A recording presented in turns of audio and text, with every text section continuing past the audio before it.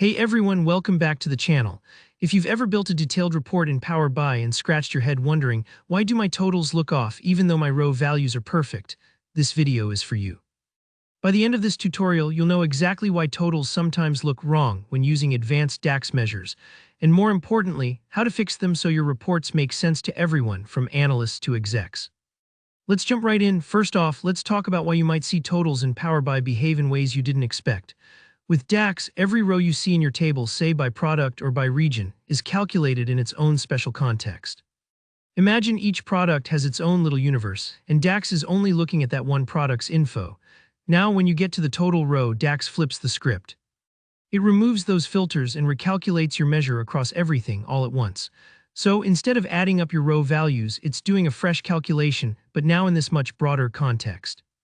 And that's why so often, your totals don't match what you get if you simply summed or averaged the visible row values.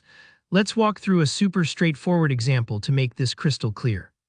Imagine you have a table with three products, A, B, and C. Each has its own sales and cost, and you've set up a measure for margin percentage like this. Divide the difference between total sales and total cost divided by total sales.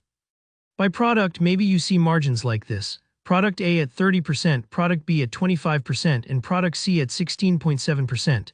Those numbers look good per row. But then the total at the bottom doesn't average out to 24%, which would make sense visually. It shows 23.3%. That's DAX at work, recalculating the entire measure for the total, rather than just aggregating your rows. So how do we take control and get totals that reflect what users intuitively expect? Here, where a couple of handy DAX functions come in, HASONEVALUE and IASINASCOP. They basically let you tell DAX, hey, if you're calculating at the row level, use our normal logic, but if you're up at the total or some broader context, do something different. In practice, you might write a measure like this. If there's only one product in context, that row view, do the usual margin calculation. Otherwise, use AV or AGX to go row by row and average out the margin percentages for each product. This little adjustment makes your totals look just like the average of the percentages you see in each row, much more intuitive. Another approach is to use SUMX or AVERAGEX. The idea is to force Power BI to loop through the table, calculating your measure one row at a time, then aggregating those results at the end.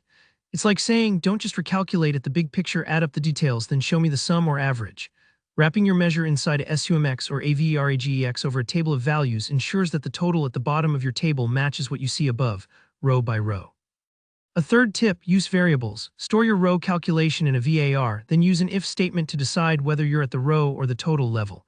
This keeps your code tidy and easier to maintain, especially as your measures grow more complex. In summary, remember, totals aren't actually broken, they're just different because of how DAX works. To get them right, use HASONEVALUE or IASINASCOP to know when you're dealing with a row or a total. Then apply SUMX or AVERAGEX for the correct aggregation and organize your measures with clear logic.